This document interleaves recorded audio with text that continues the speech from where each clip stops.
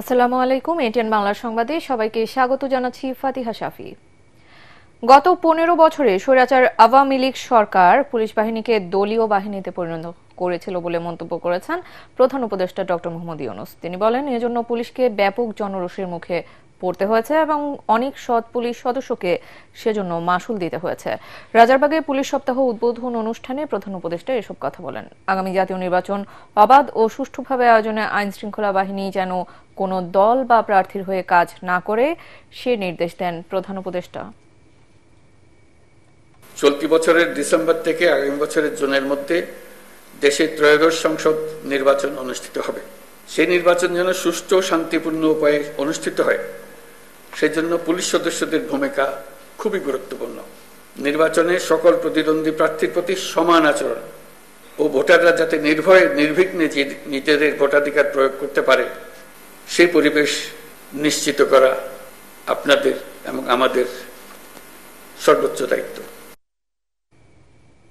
6 দফা দাবিতে ঢাকা পলিটেকনিক ইনস্টিটিউটে কমপ্লিট শাটডাউন কর্মসূচি পালন করছেন শিক্ষার্থীরা। এর অংশ হিসেবে বেলা 11:30টার দিকে শিক্ষার্থীরা ঢাকা পলিটেকনিক ইনস্টিটিউটের ভেতরে বিভিন্ন করিডোরে বিক্ষোভ মিছিল শেষে সবাইকে বের করে দেন, বিভিন্ন ফটকে তালা ঝুলিয়ে দেন। এদিকে একই দাবিতে দেশের সব পলিটেকনিক ইনস্টিটিউটে কমপ্লিট শাটডাউন কর্মসূচি পালন করছে শিক্ষার্থীরা। দেশের সরকারি বেসরকারি পলিটেকনিক শিক্ষার্থীদের 6 দফা দাবি বাস্তবায়নের রূপরেখা প্রণয়নে ইতোমধ্যে একটি কমিটি গঠন করেছে শিক্ষা মন্ত্রণালয়। মাগুরায় শিশু আসিয়া ধর্ষণ ও হত্যা মামলায় তৃতীয় দিনের মতো সাক্ষ্য গ্রহণ অনুষ্ঠিত হয়েছে। সকালে মাগুরার নারী ও শিশু নির্যাতন দমন ট্রাইব্যুনালের বিচারক এম জাহিদ হাসানের আদালতে আসিয়ার বোন এবং প্রতিবেশী সহ মামলায় গুরুত্বপূর্ণ 10 জনের সাক্ষ্য নেওয়া হয়। এর আগে প্রধান আসামি হিটু শেখ সহ অন্যান্য আসামিদের ঝিনাইদহ জেলা কারাগার থেকে মাগুরায় নেওয়া হয়। আগামী সপ্তাহের মধ্যেই সাক্ষ্য গ্রহণ সম্পন্ন হবে বলে আশা করছেন রাষ্ট্রপক্ষের আইনজীবী অ্যাডভোকেট মনিরুল ইসলাম মুকুল। গত 13 এপ্রিল এ মামলায় পুলিশ চার্জশিট দাখিল করে। এরপর 23 এপ্রিল অভিযোগ গঠনের মধ্য দিয়ে বিচার কাজ শুরু হয়। আন্তর্জাতিক উপমহাদেশের আকাশে যুদ্ধের দামামা আরও জোরদার হচ্ছে। ভারত পাকিস্তান সম্ভাব্য যুদ্ধকে কেন্দ্র করে পক্ষ নিতে শুরু করেছে বিশ্বের বিভিন্ন রাষ্ট্র। চীন ও তুরস্ক ইতিমধ্যে পাকিস্তানের পক্ষ নিয়েছে। ভারতও মিত্র দেশগুলোর সমর্থন পেতে জোর প্রচেষ্টা চালাচ্ছে। ভারতীয় সামরিক বাহিনী যাতে 2 সীমান্ত ফ্রন্টে ভাগ হয়ে নাস্তানাবুদ হয়, সেই প্ল্যানই সাজাচ্ছে পাকিস্তান ও চীন। ভারত ও কাশ্মীর সীমান্তের পাশাপাশি লাদাখ, অরুণাচল ও সিকিমে হামলার সম্ভাব্যতাকে মাথায় রেখে প্রস্তুতি নিচ্ছে যুদ্ধের। বিস্তারিত আসিফুর রহমান সাগরের রিপোর্টে। ভারত শুধুই পশ্চিম সীমান্ত নয়, লাদাখ, অরুণাচল ও সিকিমে হামলার সম্ভাব্যতাকে মাথায় রেখে সাজাচ্ছে যুদ্ধ প্রস্তুতি।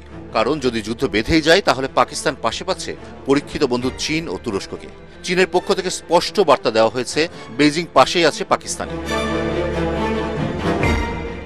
দেখা যাচ্ছে পেহেলগামে সন্ত্রাসী হামলার ইস্যুতে পাকিস্তান ও চীন একই সুরে কথা বলছে। পাকিস্তানের প্রধানমন্ত্রী শাহবাজ শরীফ আগেই জানিয়েছেন, কাশ্মীর হামলার আন্তর্জাতিক তদন্তে তারা রাজি। এর একদিন পরেই চীনও ঠিক সেই কথাই বলেছে। সুতরাং পাকিস্তানের সঙ্গে সংঘাতের সুযোগে চীন যে লাদাখ, অরুণাচল, সিকিমে আবার হানা দিয়ে ভারতীয় ভূখণ্ডে ঢুকে পড়বে না, সেই নিশ্চয়তা নেই। বরং ভারতীয় সামরিক বাহিনী যাতে 2 ফ্রন্টে ভাগ হয়ে নাস্তানাবুদ হয়, সেই প্ল্যানই সাজাচ্ছে পাকিস্তান ও চীন। করাচি বন্দরে চীনের 2টি সাবমেরিন আগে থেকেই মোতায়েন রয়েছে। শনিবার থেকে তুরস্ক এবং চীন নিজেদের সমরশক্তি জড়ো করতে শুরু করেছে পাকিস্তানের বন্দর এবং এয়ারফোর্স বেজে। গত 48 ঘন্টায় তুরস্কের 6টি C-30 এয়ারক্রাফট এসেছে পাকিস্তানে। তাই ভারতও 2 সীমান্তে যুদ্ধ মোকাবেলার পুরোদস্তুর প্রস্তুতি নিচ্ছে। সোমবার প্রধানমন্ত্রী নরেন্দ্র মোদী এবং প্রতিরক্ষামন্ত্রী রাজনাথ সিং ও জাতীয় নিরাপত্তা উপদেষ্টা অজিত দোভাল প্রায় ঘণ্টাব্যাপী বৈঠক করেন। পাশাপাশি 3 সামরিক প্রধানের সঙ্গে বৈঠক করেন প্রতিরক্ষামন্ত্রী। এদিকে বন্ধু রাষ্ট্রের সমর্থনে বিভিন্ন দেশের সঙ্গে যোগাযোগ চালাচ্ছেন পররাষ্ট্রমন্ত্রী এস জয়শঙ্কর। আর সমরসজ্জা তৈরি হচ্ছে পাকিস্তান ও চীন 2 সীমান্তেই। এদিকে ভারতের সম্ভাব্য আক্রমণ প্রতিহত করতে পাকিস্তান করাচিকে মুড়ে দিয়েছে কঠোর নিরাপত্তার বলয়। সর্বাধিক F-16, J-10 এবং JF-17 মোতায়েন করা হয়েছে করাচিতে। ভারতও বসে নেই। রয়টার্স বলছে, ভারত নৌবাহিনীর জন্য $741 কোটি ফ্রান্সের কাছ থেকে 5ম প্রজন্মের আরও 26টি রাফায়েল যুদ্ধবিমান কিনছে। এরই মধ্যে সংক্রান্ত চুক্তিও স্বাক্ষর হয়েছে। সমর বিশেষজ্ঞদের অনুমান, ভারত যদি সত্যিই যুদ্ধ শুরু করে তাহলে রণকৌশল নিছক বিমান, নৌ এবং সেনাবাহিনীর সরাসরি আক্রমণের উপরে সীমাবদ্ধ থাকবে না। যুদ্ধে জিততে চালাবে সাইবার এবং স্পেস অ্যাটাক। পাকিস্তানের মিলিটারি কমান্ড নেটওয়ার্ক ও সিগন্যালিং সিস্টেমে আঘাত এনে কমিউনিকেশন বিপর্যস্ত করে দিতে পারে। ঠিক একইভাবে ডিফেন্স স্পেস এজেন্সির টার্গেট হতে পারে পাকিস্তানের মিলিটারি স্যাটেলাইট নেটওয়ার্ক। এর পাশাপাশি ভারত জানার চেষ্টা করছে কোথায় কোথায় আছে জঙ্গিদের হাইড আউট। এই নিশানায় বিমান বাহিনীর লক্ষ্যভেদের জন্য প্রস্তুতি নিচ্ছে ড্রোন অ্যাটাকের। আসিফুর রহমান সাগর, এটিএন বাংলা। খেলার খবর। সাদমান ইসলামের সেঞ্চুরিতে চট্টগ্রাম টেস্টের দ্বিতীয় দিনে জিম্বাবুয়ের বিপক্ষে লিড নিয়েছে বাংলাদেশ। উদ্বোধনী জুটিতে এনামুল হক বিজয় আর সাদমান ইসলাম 118 রান যোগ করে বড় সংগ্রহের পথে নিয়ে যান। দীর্ঘদিন পরে দলে ফেরা বিজয়ের ইনিংস শেষ হয় ব্যক্তিগত 39 রানে। এরপর মমিনুল হকের সাথে জুটি বাঁধেন সাদমান, তুলে নেন ক্যারিয়ারের দ্বিতীয় সেঞ্চুরি। সবশেষ 2021 সালে হারারেতে জিম্বাবুয়ের বিপক্ষে শতক হাঁকিয়েছিলেন এই ওপেনার। 120 রান করে লেগ বিফোর হন সাদমান।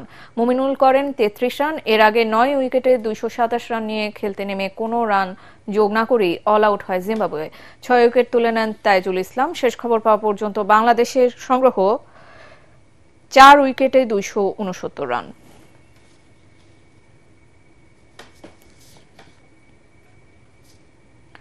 পরবর্তী সংবাদ দেখার আমন্ত্রণ জানিয়ে এখনকার মতো শেষ করছি। এটিএন বাংলা সংবাদ ইউটিউবে দেখতে ব্রাউজ করুন, youtube/ATN Bangla News। ধন্যবাদ।